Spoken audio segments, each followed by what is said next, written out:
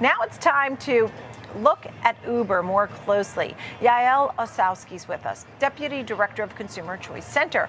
Glad you're with us. On the one hand, you had Derek Ossowski's talking about that this is the strongest quarter ever, but part of the outlook just diminished that up arrow it could have had this morning in a big way. Tell us more about your thoughts as you combed through the report. Yeah, I think what's interesting here, Nicole, is that you have a big shift in terms of everyone's talking about autonomous vehicles. We're talking a lot about electric vehicles. I think people want a lot more concrete plans from Uber. There was actually just today this brand new trial that popped up in Austin, Texas, and later in Atlanta, where people will be able to book Waymos, these sort of autonomous taxis on their Uber apps. So there is some movement there. There probably just hasn't been enough. And that really is for a lot of people in the market, a lot of people watching this. And then we also have to think for the average rideshare user, you know, the competition is crazy. You have all types of different apps. You have all types of different things you can use at different times. Even though Uber is something that we use as a noun or a verb, we kind of use that with ride sharing. There are now competitors, and sometimes they offer perhaps better bookings. People are booking trips 2 or 3 apps at a time. So I think Uber is just going to have to create that difference enough for the average consumer that they know that they can actually go to that app. It's their go-to, not just for connecting and getting a ride, but also getting things delivered, which I think is another interesting part of this report, is just to show how much revenue is now connected to deliveries to the home.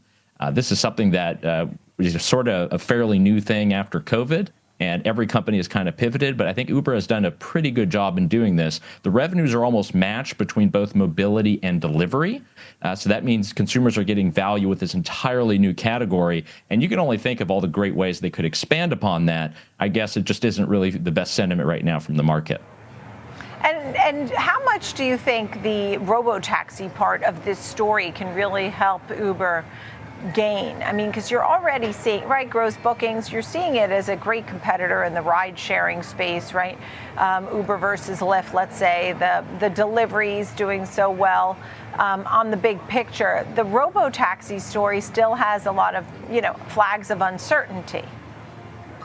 Yeah, and I think this is the biggest thing. It's the regulatory uncertainty. This is the first time that we're going to have robotaxis, autonomous services outside of unique places like in San Francisco or in certain neighborhoods in Arizona.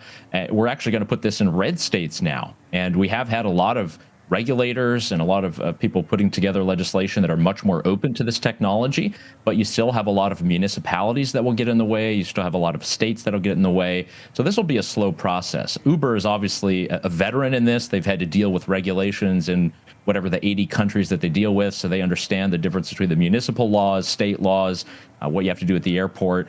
So they'll have to navigate that. Obviously, they have the resources to do it. They have very smart people.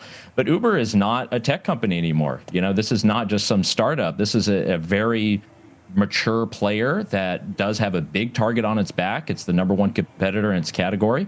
And many people are looking at Uber and seeing that, you know, it's a cash cow. This is a thing that has a lot of money. It can invest a lot of money. And we saw a recent RICO case that came up in New York.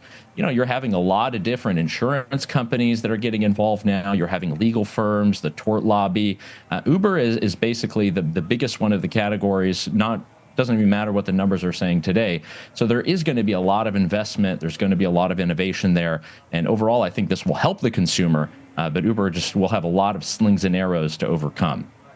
Yeah, accelerating the share repurchase program. They said they'll continue to buy. Very opportunistic CFO saying they'll continue to buy back shares. They had previously announced some buyback authorizations. They're expanding that. So showing how they are believers in the growth story for Uber. I mean, they're not the only ones. Uber, you had Google, Meta, Microsoft all talking about the currency headwinds. I guess there's nothing they can really do about that. But in the big picture of gross bookings and what Uber just brings as far as the ride sharing side of it, I mean, you have consumers. I mean, you're following the consumers so closely in your business. People are facing inflation. You know, are they willing to pay for rides and such? You know, I think that's also the question. We have, you know, the labor picture, the inflation picture is always something that hangs over a consumer. Yeah, it's a big consideration. And, in the very beginning, when Uber was just a startup, you kind of had this VC benefit where rides were very cheap, very low. They were kind of subsidizing the rides in the very beginning. And now they're actually putting numbers on the board and trying to bring profits as a public company. So they have to deliver something a bit different. And that has changed the calculus for a lot of consumers. That's really why we're empowered with our smartphones. We can look at all the different apps, we can compete. But there was one comment actually by the CEO, I think in Davos. He was making the point that the insurance costs are one thing that are actually leading to a lot of the price hikes. There's a lot of the legal reform efforts that Uber is now involved in, the insurance cost and the differences in regulations between states, how much insurance they're allowed to have. All of this sounds very complicated for ordinary consumers, but it does impact the price of your trip when you go to click and to have a ride that's booked. So I think Uber's going to get a lot more involved in that political arena. We've already heard the CEO talk about tort reform, which is normally us in the policy world talk about this. But to hear that it's actually affecting the company and affecting the consumers who want to book things, I think that's a big consideration. We're really going to have to try to track the prices, compare there. And I think that's one good empowering thing about smartphones and technology is it's all instantaneous. We can see that. We can switch between apps if we need to, but we should know that there's a whole mechanism that is pushing up costs for the ordinary consumer.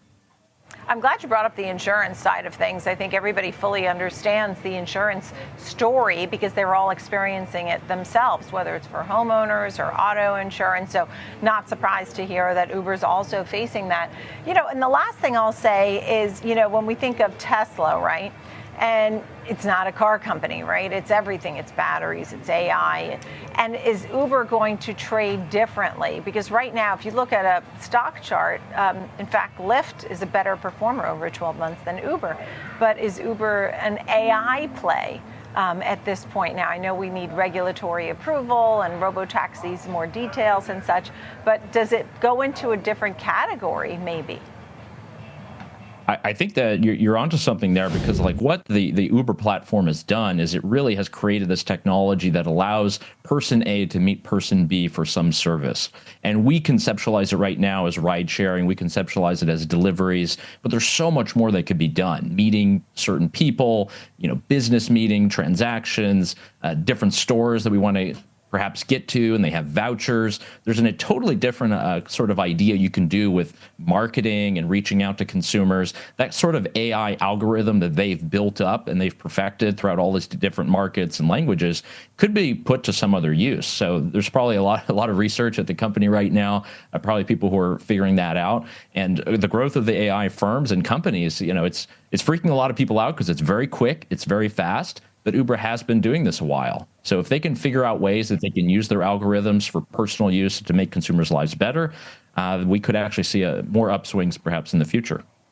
Yeah, and I just saw Needham has a buy rating and has a $90 target this morning, and it's at $66. So, they're listening to what the CFO is saying that our fundamentals are strong, we remain undervalued, we will continue to be opportunistic buyers of our stock. So Needham jumping on board with the buy and the $90 rating. Great to see you, Yaël. Thank you so much. Yaël Ossowski, Consumer Choice Center. Thank you.